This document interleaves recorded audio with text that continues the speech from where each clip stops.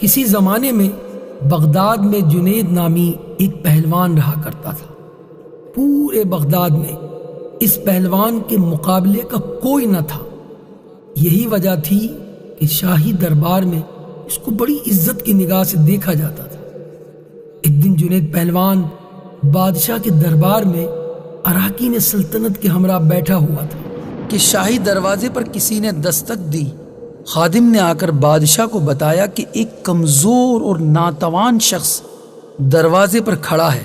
اس نے یہ پیغام بھیجا ہے کہ جنید کو میرا پیغام پہنچا دو کہ کشتی میں میرا چیلنج قبول کرے۔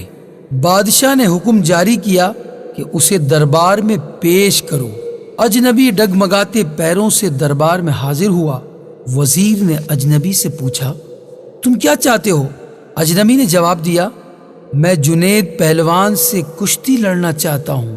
وزیر نے کہا، چھوٹا منہ، بڑی بات، تمہیں معلوم نہیں کہ جنید کا نام سن کر بڑے بڑے پہلوانوں کو پسینہ آ جاتا ہے۔ پورے شہر میں اس کے مقابلے کا کوئی نہیں، اور تم جیسے کمزور شخص کا جنید سے کشتی لڑنا تمہاری ہلاکت کا سبب بھی ہو سکتا ہے۔ اجنبی نے کہا کہ جنید پہلوان کی شہرت ہی مجھے کھینچ لائی ہے، اور میں آپ پر یہ ثابت کر کے دکھاؤں گا کہ جنید کو شکست دینا ممکن ہے۔ میں اپنا انجام جانتا ہوں، آپ اس بحث میں نہ پڑیں، بلکہ میرے چیلنج کو قبول کیا جائے۔ یہ تو آنے والا وقت ہی بتائے گا کہ شکست کس کا مقدر ہوتی ہے۔ جنید پہلوان بڑی حیرت سے آنے والے اجنبی کی باتیں سن رہا تھا۔ بادشاہ نے کہا، اگر سمجھانے کے باوجود باضد ہے تو اپنے انجام کا یہ خود ہی ذمہ دار ہے، لہذا اس کا چیلنج قبول کر لیا جائے۔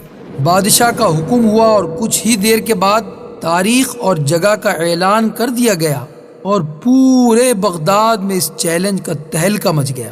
ہر شخص کی یہ خواہش تھی کہ اس مقابلے کو دیکھے۔ دور دراز ملکوں سے سیاح مقابلہ دیکھنے کے لیے آنے لگے۔ بادشاہ وقت اپنے سلطنت کے اراکین کے ہمراہ اپنی کرسیوں پر بیٹھ چکے تھے۔ جنید پہلوان بھی بادشاہ کے ہمراہ آ گیا تھا۔ سب لوگوں کی نگاہیں اس پر اسرار شخص پر لگی ہوئی تھی جس نے جنید جیسے نامور پہلوان کو چیلنج دے کر پوری سلطنت میں تہلکہ مچا دیا تھا۔ جنید پہلوان میدان میں اتر چکا تھا اور اس کے حامی لمحہ بہ لمحہ نعرے لگا کر حوصلہ بلند کر رہے تھے کہ اچانک وہ اجنبی لوگوں کی صفوں کو چیرتا ہوا اکھاڑے میں پہنچ گیا۔ کشتی کا آغاز ہوا، دونوں آمنے سامنے ہوئے، ہاتھوں میں ہاتھ ڈالے گئے، پنجہ آزمائی شروع ہوئی۔ اس سے پہلے کہ جنید کوئی داؤ لگا کر اجنبی کو زیر کرتا، اجنبی نے آہستہ سے جنید سے کہا، اے جنید ذرا اپنے کان میرے قریب لاؤ، میں آپ سے کچھ کہنا چاہتا ہوں۔ اجنبی کی باتیں سن کر جنید قریب ہوا اور کہا، کیا کہنا چاہتے ہو؟ اجنبی بولا، اے جنید، میں کوئی پہلوان نہیں ہوں، میں تو زمانے کا ستایا ہوا ہوں، میں آل رسول ہوں، سید گھرانے سے میرا تعلق ہے۔ میرا ایک چھوٹا سا کنبہ کئی ہفتوں سے فاقوں میں مبتلا جنگل میں پڑا ہے۔ چھوٹے چھوٹے بچے شدت بھوک سے بے تاب ہیں۔ خاندانی غیرت کسی سے دست سوال نہیں کرنے دیتی۔ سید زادوں کے جسم پر کپڑے پھٹے جا رہے ہیں۔ بڑی مشکل سے یہاں پہنچا ہوں۔ میں نے اس امید پر تمہیں کشتی کا چیلنج دیا ہے کہ تمہیں نبی کریم علیہ السلام کے گھرانے سے عقیدت ہے۔ آج خاندان نبوت کی لاج رکھ لیجئے۔ وعدہ کرتا ہوں کہ آج اگر تم نے میری لاج رکھی تو کل میدان محشر میں اپنے نانا جان سے عرض کر کے فتح و کامرانی کا تاج تمہارے سر پر رکھواؤں گا۔ نبی شخص کے یہ چند جملے جنید پہلوان کے جگر میں پیوست ہو گئے۔ اس کا دل گھائل ہو گیا، آنکھیں اشکبار ہو گئیں۔ سید زادے کی اس پیشکش کو فوراً قبول کیا اور اپنی عالمگیر شہرت، اپنی عزت اور اپنی عظمت آل رسول پر قربان کرنے میں ایک لمحے کی تاخیر جنید نے نہ کی۔ فوراً فیصلہ کر لیا کہ اس سے بڑھ کر میری عزت اور ناموس کا اور کون سا موقع ہو سکتا ہے کہ دنیا کی اس محدود عزت کو خاندان نبوت کی اڑتی ہوئی خاک پر قربان کر دوں۔ جنید فیصلہ دے چکا تھا۔ اجنبی شخص نے پنجہ آزمائی کا ظاہری مظاہرہ شروع کر دیا اور کشتی لڑنے کا انداز جاری تھا۔ پینترے بدلے جا رہے تھے۔ اچانک جنید نے ایک داؤ لگایا۔ پورا مجمع جنید کے حق میں نعرے لگا رہا تھا اور جوش و خروش بڑھتا ہی چلا جا رہا تھا۔ جنید داؤ کے جوہر دکھاتا تو مجمع نعروں سے گونج اٹھتا۔ دونوں باہم گتھم گتھا ہو گئے۔ یکایک لوگوں کی پلکیں جھپکیں، دھڑکتے دل کے ساتھ آنکھیں کھلیں تو ایک ناقابل یقین منظر آنکھوں کے سامنے آ گیا۔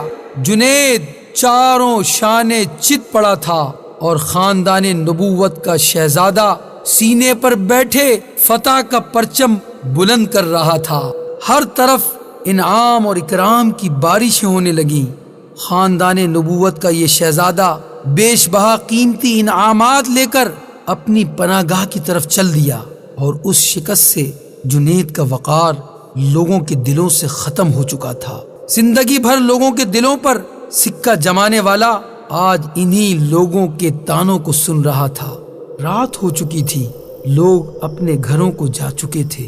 عشاء کی نماز سے فارغ ہو کر جنید اپنے بستر پر لیٹا تو اس کے کانوں میں سید زادے کے وہ الفاظ بار بار گونج رہے تھے: آج میں وعدہ کرتا ہوں اگر تم نے میری لاج رکھی تو کل میدان محشر میں اپنے نانا جان سے عرض کر کے فتح و کامرانی کا تاج تمہارے سر پر رکھواؤں گا۔ جنید سوچتا گیا، کیا واقعی ایسا ہوگا کہ مجھے یہ شرف حاصل ہوگا کہ نبیوں کے سرور کونین صلی اللہ علیہ وسلم کے ہاتھوں سے یہ تاج میں پہنوں گا؟ نہیں، میں اس قابل نہیں، لیکن خاندان نبوت کے شہزادے نے مجھ سے وعدہ کیا ہے، اہل رسول کا وعدہ غلط نہیں ہو سکتا۔ یہ سوچتے سوچتے جنید نیند کے آغوش میں پہنچ چکے۔ نیند میں پہنچتے ہی دنیا کے حجابات نگاہوں کے سامنے سے اٹھ چکے تھے۔ ایک حسین خواب نگاہوں کے سامنے تھا اور گنبد خضرا کا سبز گنبد نگاہوں کے سامنے جلوہ گر ہوا، جس سے ہر سمت روشنی بکھر رہی تھی۔ ایک نورانی ہستی جلوہ فرما ہوئی، جن کے حسن و جمال سے جنید کی آنکھیں خیرہ ہو گئیں۔ دل کیف و سرور میں ڈوب گیا۔ در و دیوار سے آوازیں آنے لگیں: الصلاۃ والسلام علیک یا رسول اللہ، الصلاۃ والسلام علیک یا حبیب اللہ۔ جنید سمجھ گئے یہ تو میرے آقا ہیں جن کا میں کلمہ پڑھتا ہوں۔ فوراً قدموں سے لپٹ گئے تو آقا علیہ السلام نے فرمایا: اے جنید اٹھو اے جنید، قیامت سے پہلے اپنی قسمت کی سرفرازی کا نظارہ کرو۔ نبی زادوں کے ناموس کے لیے شکست کی ذلتوں کا انعام قیامت تک قرض رکھا نہیں جائے گا۔ سر اٹھاؤ، تمہارے لیے فتح و کرامت کی دستار لے کر آیا ہوں۔ آج سے تمہیں عرفان اور تقرب کے سب سے اونچے مقام پر فائز کیا جاتا ہے۔ تمہیں اولیاء کرام کی سروری کا اعزاز مبارک ہو۔ ان کلمات کے بعد حضور سرور کونین صلی اللہ علیہ وسلم نے جنید پہلوان کو سینے سے لگایا، اور اس موقع پر نبی پاک علیہ السلام نے حالت خواب میں جنید کو کیا کچھ عطا کیا، اس کا اندازہ لگانا مشکل ہے۔ اتنا اندازہ ضرور لگایا جا سکتا ہے کہ جب جنید نیند سے بیدار ہوئے تو ساری کائنات چمکتے ہوئے آئینے کی طرح ان کی نگاہوں میں آ گئی تھی۔ ہر ایک کے دل جنید کے قدموں پر نثار ہو چکے تھے۔ بادشاہ وقت نے اپنا قیمتی تاج سر سے اتار کر ان کے قدموں میں رکھ دیا تھا۔ ایک سید زادے پر اپنی عزت کو قربان کرنے کے صلے میں جنید بغدادی کو آج ولایت کا وہ تاج دیا گیا کہ وہ آسمان ولایت پر ستارے بن کر چمکے۔ اللہ تبارک و تعالی ہمیں اہل بیت سے سچی محبت عطا فرمائے۔